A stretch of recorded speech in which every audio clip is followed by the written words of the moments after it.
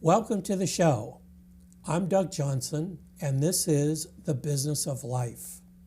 During each show, we talk with a local personality who is willing to share with us some secrets for their life success.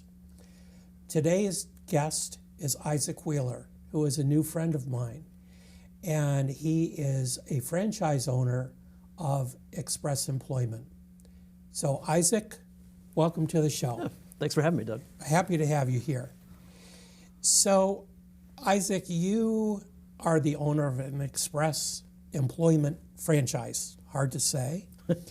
But your background is not in staffing at all. Excuse me.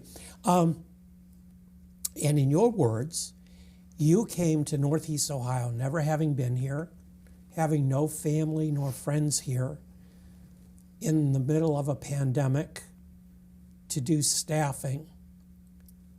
What were you thinking? Staffing and a labor shortage, too. In a labor shortage, okay.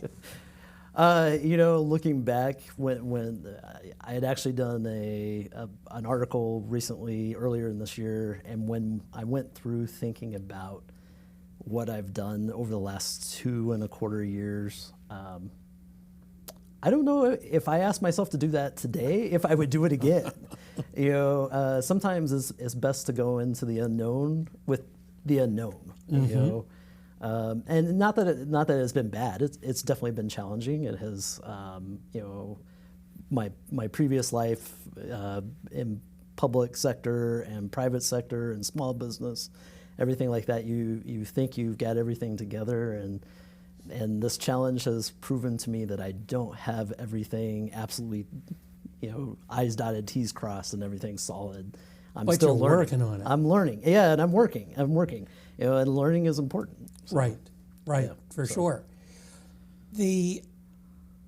Tell us a little about your background leading up to the purchase of the business. What's the backstory there? Okay, so you mentioned I'm not from here. I'm actually from the total opposite side of the Midwest in Southwest Missouri, Springfield, Missouri, and I grew up a farm boy. My dad owned a small company that did trailer repairs and stuff like that, and I credit my parents having raised us boys, my brother and myself, in a small business because it taught us work ethic that we might not have gotten otherwise. And we both worked for our father and our mother for all the way through high school and into college.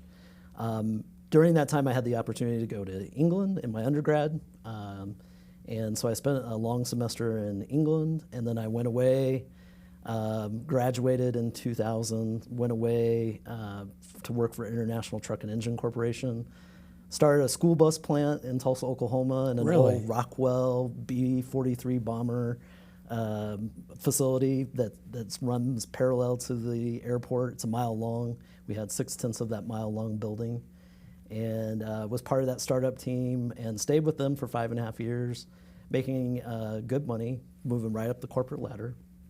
But my little brother, this is where sibling rivalry comes in and influences your life.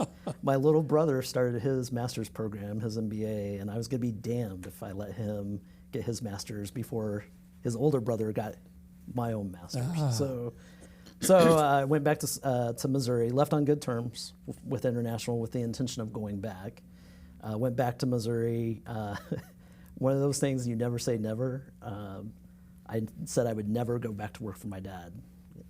Never say never. I was working for my dad. My mom was doing Mary Kay Consulting and doing really well, so she wanted more time out of the business. And being with my dad allowed me to do a more traditional master's program with a focus on international business. And that afforded me the opportunity to go to China for a long semester in 2008. Great. Where I got to watch Lehman Brothers employees walking out with boxes on the Chinese news and getting a very different perspective outside of the U.S. being in China. Consequently, I graduated in May of 2009. Not the best time to be graduating with recession, my MBA. Yeah, and so International Truck and Engine Corporation said, we can't take you back. It'll be 18 to 24 months. We just laid off 1,500 people. And I was like, I can't wait. So a friend of mine had talked me into, and he did twist my arm a little bit, to go to work for the Federal Deposit Insurance Corporation. When I started with them, I was in their corporate employee program. I went to Wisconsin, lived in Milwaukee, but went to Madison to train quite frequently.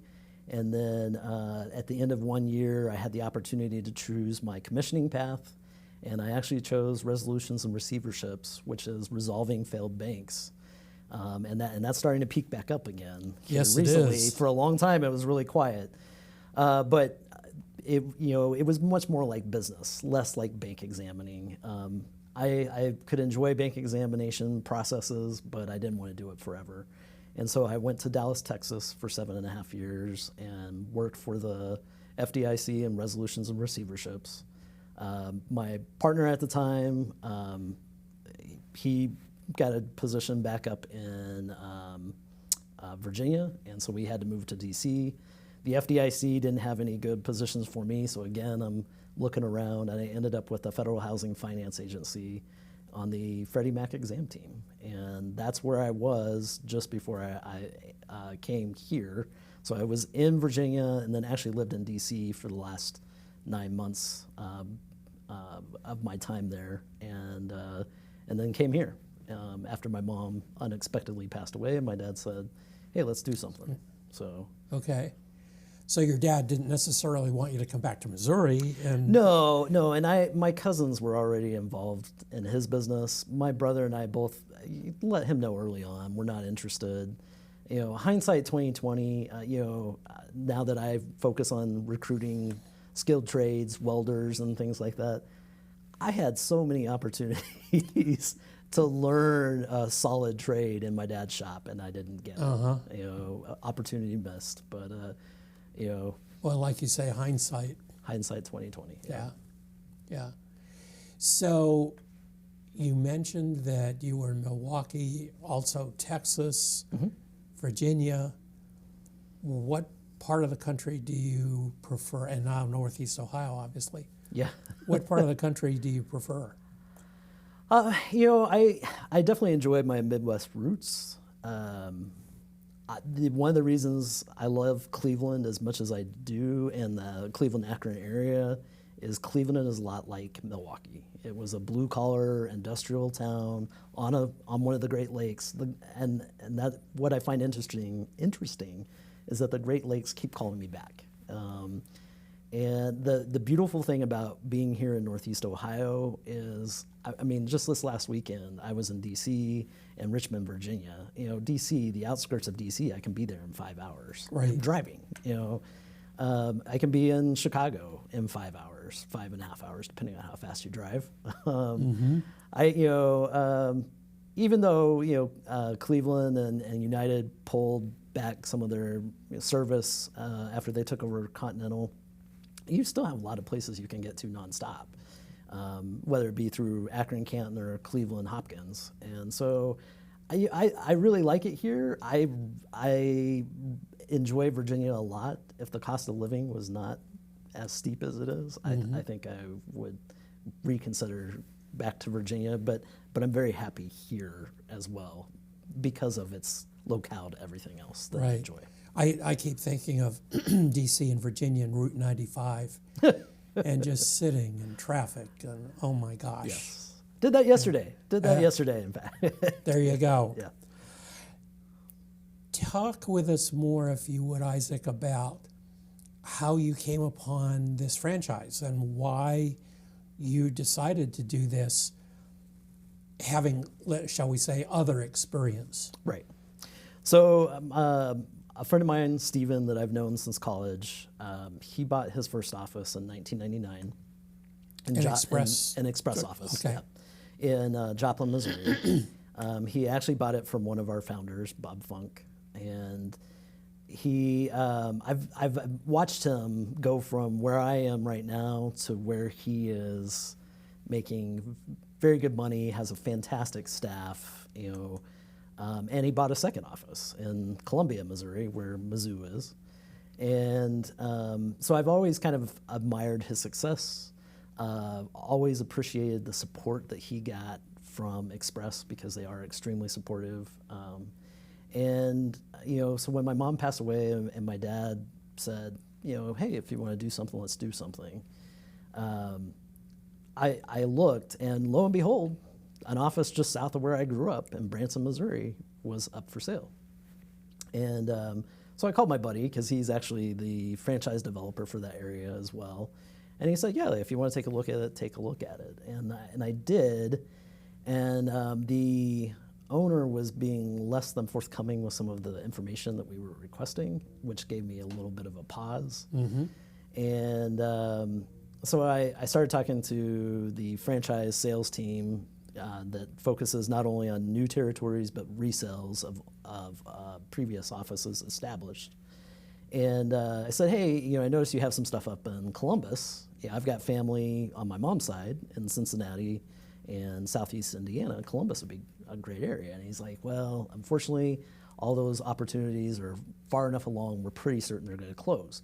But I got this place up in Akron, and that started the whole process. And Pat, who I bought the office from, was more than forthcoming with information.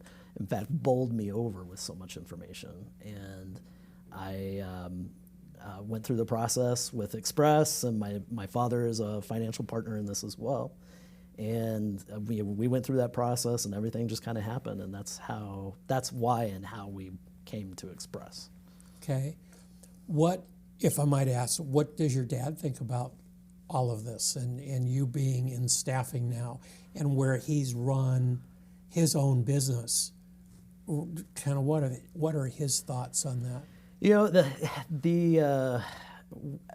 When I was back working for him, some of the worst arguments and most unprofessional arguments in the workplace that I've ever had were with my father. And so I made it pretty clear, look, you're a silent partner in this. If we're going to do this, stay away. Stay out. And Yeah. he's still back in Missouri. He's 7th generation. I'm the 8th generation Springfieldian on his side of the family. And so he's deep-seated there, not probably going to leave Missouri anytime soon. And he's proud. He knows the challenges I'm going through. He occasionally, not often, but occasionally, now you understand what I was dealing with. Mm-hmm. And he was a completely independent small business, not even a franchise. Right. So I can't, I've got support. I can call Oklahoma City and say, hey, what do I do about this? Mm-hmm. And if they can help us, they'll help us. If not, they tell us, go see your attorney, go see your accountant, whatever you need to do. And so, at least I have a kind of a big brother that kind of chaperones me along. And I think that's what made him much more comfortable being a financial partner, is that he knew I wasn't out there like he was, mm-hmm. All alone.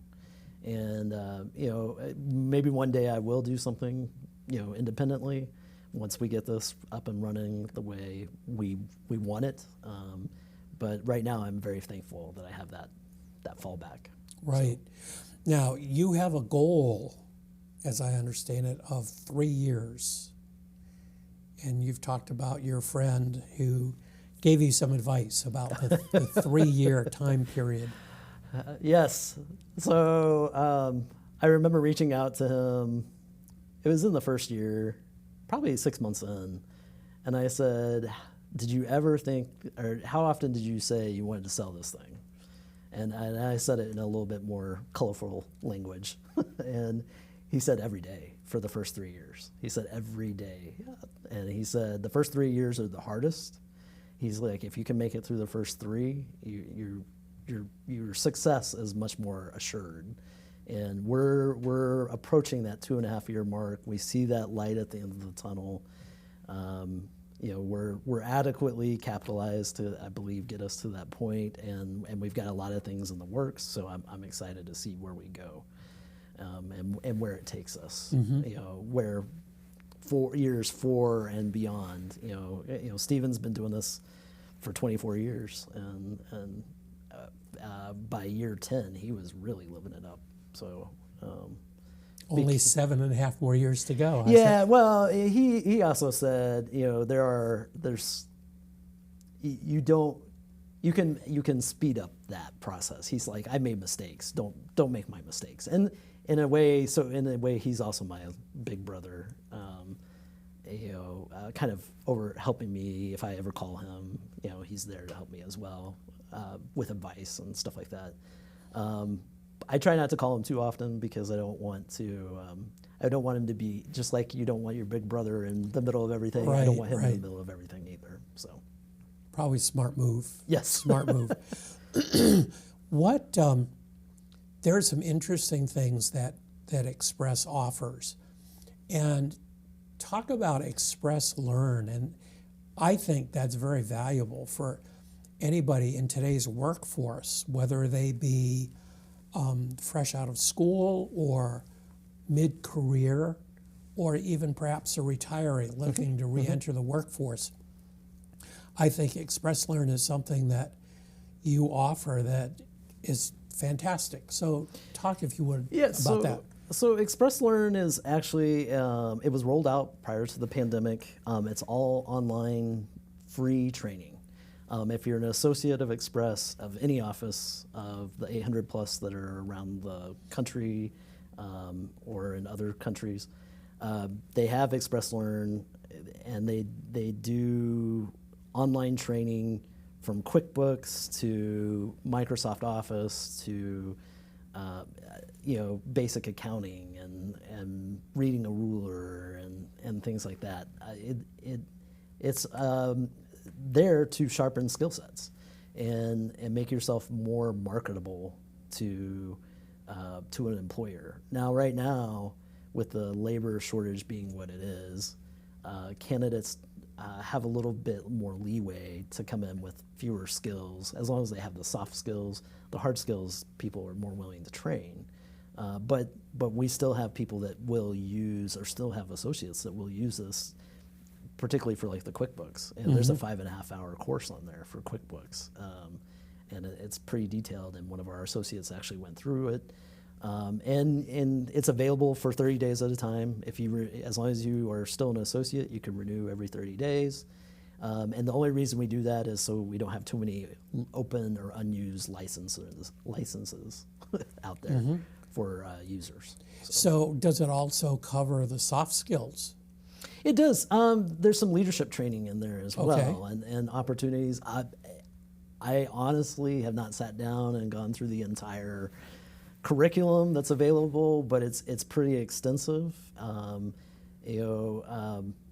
it just adds a little bit more value for our associates and for our clients, because they can also have associates that are working through us. They can tell us, hey, we want them to sharpen up on this.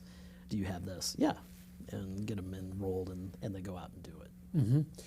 You mentioned the labor shortage, and back when I was doing HR, we had something called the mirror test. And ladies oftentimes have a little 2x3 mirror in their purse. Yeah, they're compact. Yeah. And they're compact. And we used to say, with the labor shortage, if you held one of those mirrors under someone's nose and it fogged up, they were hired because they were alive. Right. And so hopefully we don't ever get back to that. But where do you see the labor shortage going? Some large companies now are laying people off, and yet smaller companies, it seems, family-owned organizations are dealing with a labor shortage. So how do you see that? So the labor shortage is not going to go away. And we've known about this since the 1990s because of the baby boomers. We knew at some point the baby boomers would be exiting the market. A lot of people want to blame COVID.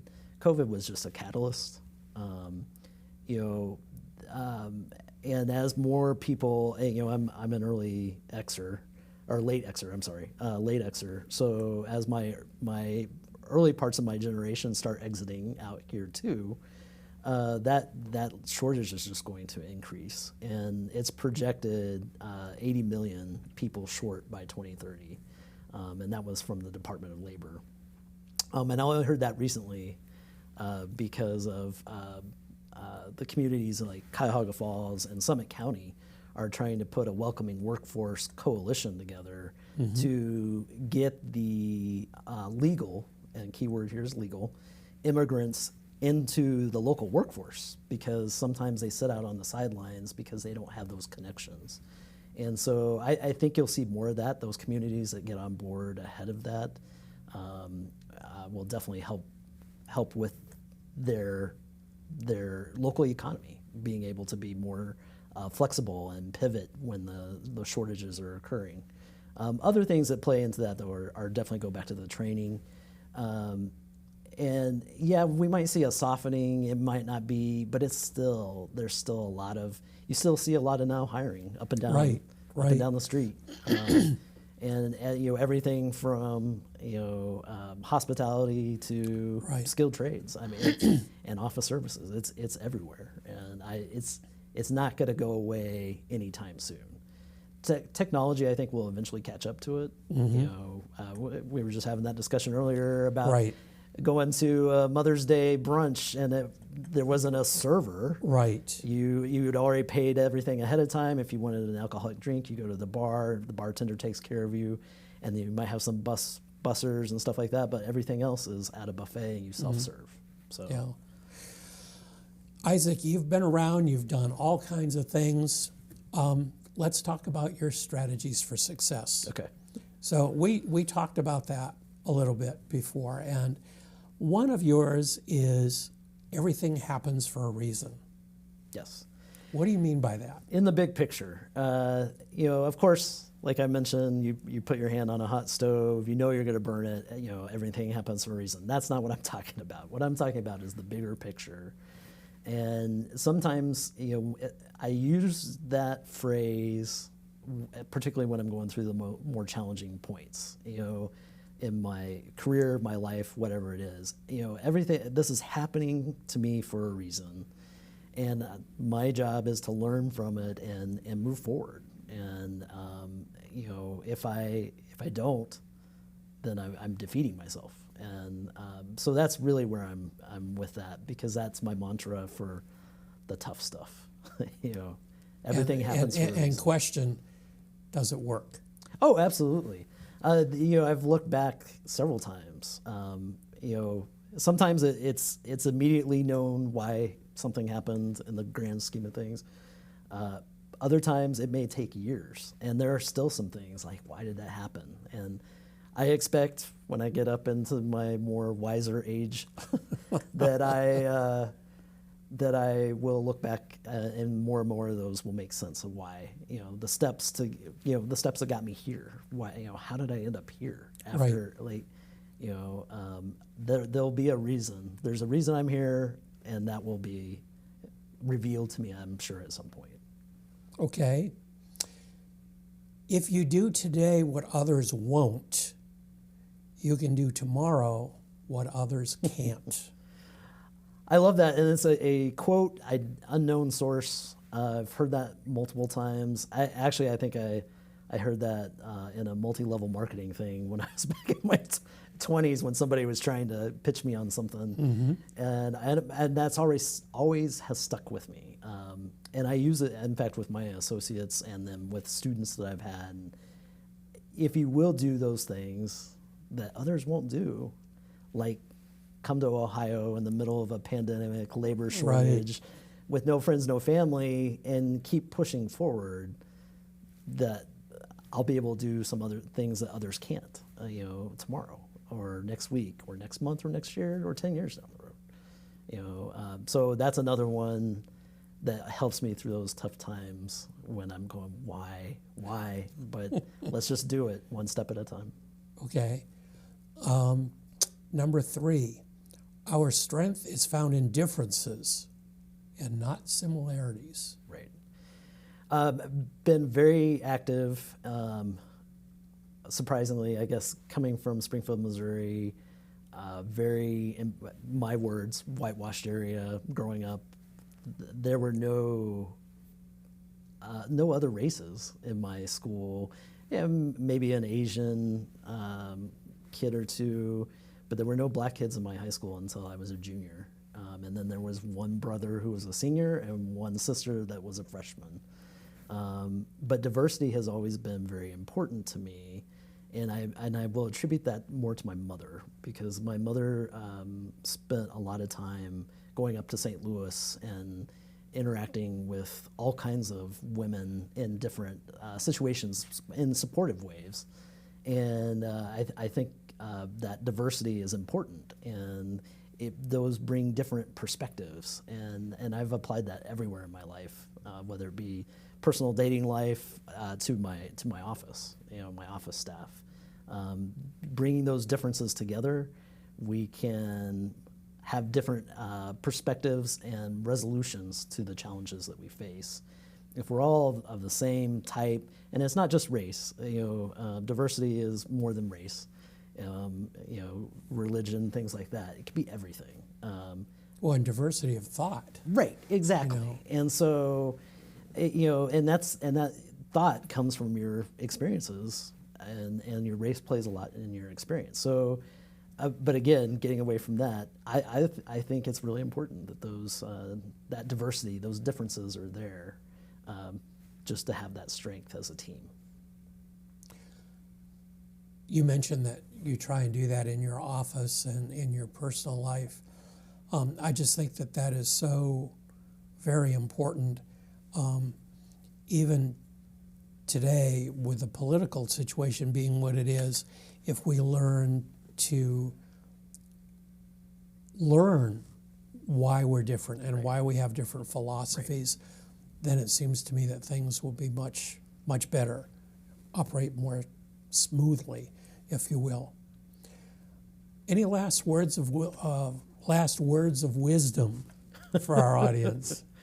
Not that I can think of off the top of my head. I again appreciate the opportunity. This was definitely just one of those things that happens, and again, everything happens for a reason. Everything happens for a reason. So again, thank you. I appreciate that. Isaac, thank you so much for being here today. Enjoyed it, and hopefully our audience has gleaned some good information and will rise to their challenges. Sounds good. Thank you. You're welcome.